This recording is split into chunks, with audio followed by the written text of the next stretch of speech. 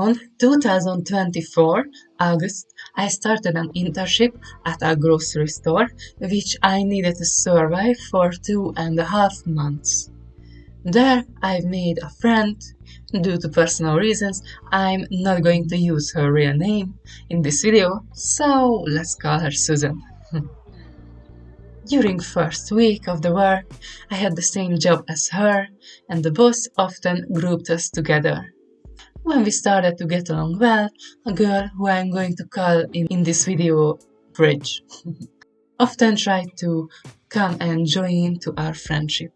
I generally don't really like trios because there's always a friend who feels left out and you can definitely see the duos in them.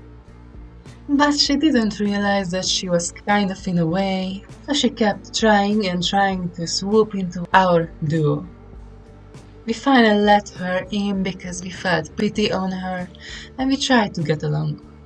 We even made a trio group on social media. After 1 month, the boss decided to screw us over, so he made 2 shifts. Susan and Fridge were together and I were left behind. After that, many times Susan complained about Fridge's behavior. For example, she didn't help at all, talked and talked to the point of annoyance, she got her in trouble, etc. My classmates generally don't like Fridge, and they warned me to watch out for her because she can be a little bit toxic. But I thought that she doesn't seem to be that toxic, she's just goofy and doesn't like to work. The last 1.5 months went by like this, until the training ended, and after the 2 weeks' relaxation, school started for us. But now there is a change. Rich and I are in class C, and Susan is in class D, so we again got separated. In the internship, I spent 4 hours with them and 4 hours without them, but now in school I'm with Fridge for 7 hours a day and 0 hours with Susan. Naturally, since we became friends, we started grouping together and I felt pretty good that I have a friend that I can hang out with. But after a while, Fridge started to show off her weirder sides. Like she constantly wanted to chat on social media with us, like every day and every hour. It became a little bit tiring. She also complained a lot, like about her family, herself, her brother, her dog, her life, her other friends, and it just started to make me feel very like she sucks the energy out of me with her negativity. I am also at fault, to be honest. I'm an introverted person and I really try to avoid conflicts as much as possible. So, I said nothing about this. She also made weird selfies of her, goofy face pics, and she even showed us her feet. She wanted us to look at how visible her veins are. It was really disgusting. Christmas started to come back and we decided that we should give each other a present. On the last school day of the year, there were a couple programs in school, but we decided to skip it. We went to a random classroom and stayed there during the end of the programs. Since avoiding the problem wasn't planned, I prepared for that. Without the gift, I left it in the classroom that our teacher locked in.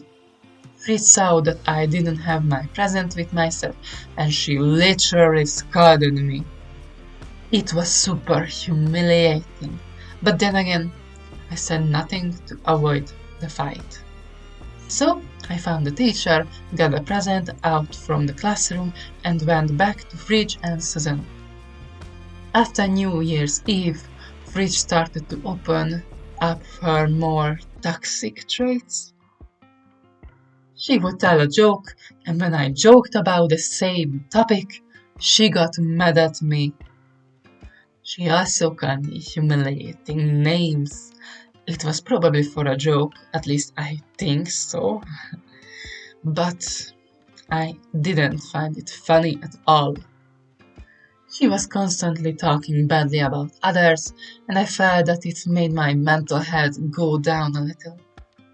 But I still didn't say nothing. Other times she would try to argue about useless things, and since I am non-confrontational, I try to stop the fight. I generally don't like arguing, and it was super embarrassing to do it in a class full of people. I guess she really loved to humiliate me. She also asked me for favors, but when I did it, she didn't help me. There was a time when I ignored her favor on chat because it was some stupid, useless favor and kinda ignored her. And she literally wrote down many ugly things and how much she hates me. Like she literally wrote down that 7 fucking times. This is where I first said anything about her behavior. We managed to talk it out, but after that I couldn't see Fridge as a friend anymore. But I kept hanging out with her just to not cause any drama. But in the middle of January, we started to argue again about something useless. I was officially done with her, and I told this to Susan too. I guess she probably told Fridge, because after that day, we never talked.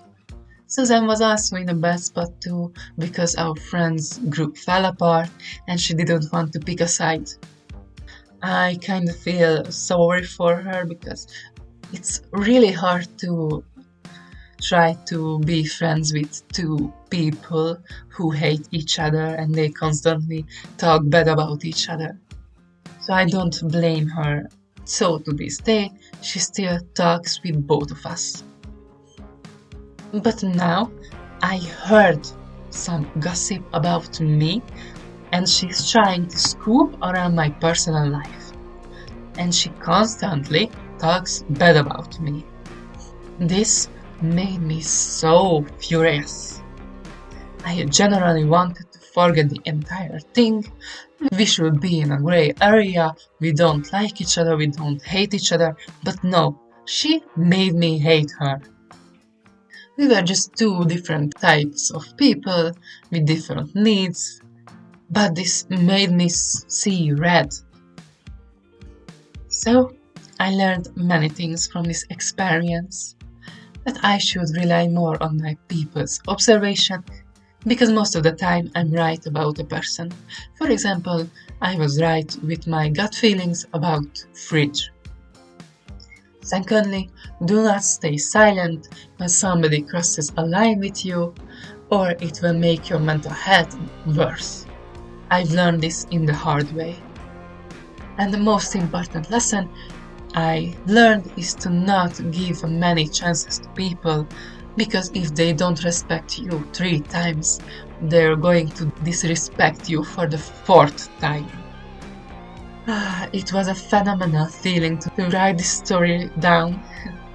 I generally got this out of my system, and if nobody watches this video, it's okay by me because talking about this story made me free.